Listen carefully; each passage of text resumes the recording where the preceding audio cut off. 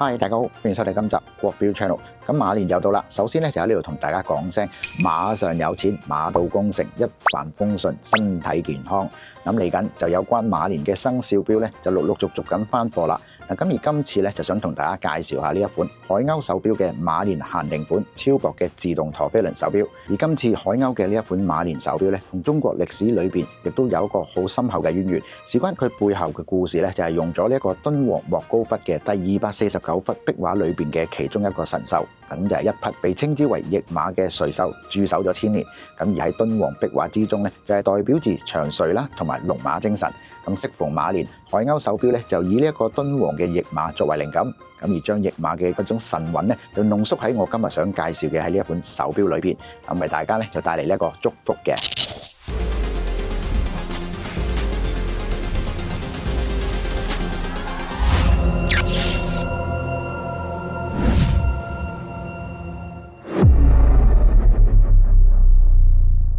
其實天馬嘅概念喺傳說中咧，不外乎有兩種嘅含義。咁一種咧就係臂上不生翼，外在嘅形態同自然界之中嘅馬咧就冇乜分別，都可以凌空飛馳。咁而第二種咧就係肩膊上邊有對翼，咁因此速度極快咁能夠凌空奔馳。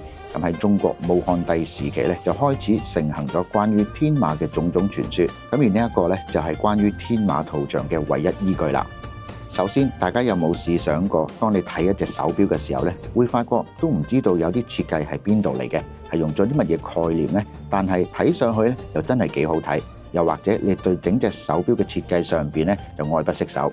今日就同大家分享下呢一款海鷗嘅馬年錶。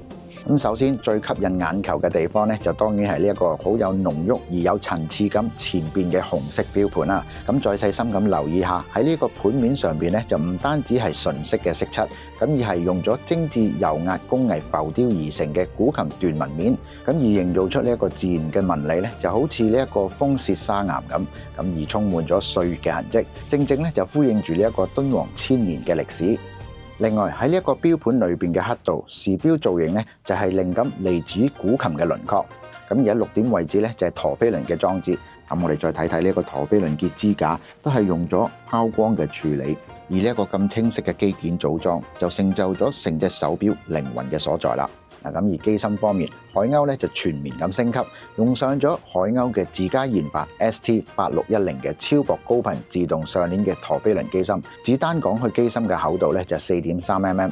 以海鷗自動上鏈嘅陀飛輪機芯嚟講咧，呢一款機芯嘅厚度咧，絕對係海鷗機芯裏邊相當出色同埋突破自己技術嘅一個界限。再加上呢一個高頻嘅推動之下咧，走時精準度咧就一咁提升。咁而手錶嘅直徑咧就係42mm，成隻手錶厚度就9.4mm。咁而錶殼咧就採用咗316L 嘅精鋼，再鍍上呢一個玫瑰金色。錶帶就配咗鱷魚皮帶，再加上呢一個馬蹄扣。咁成隻手錶戴上手嘅時候咧就相當之優雅。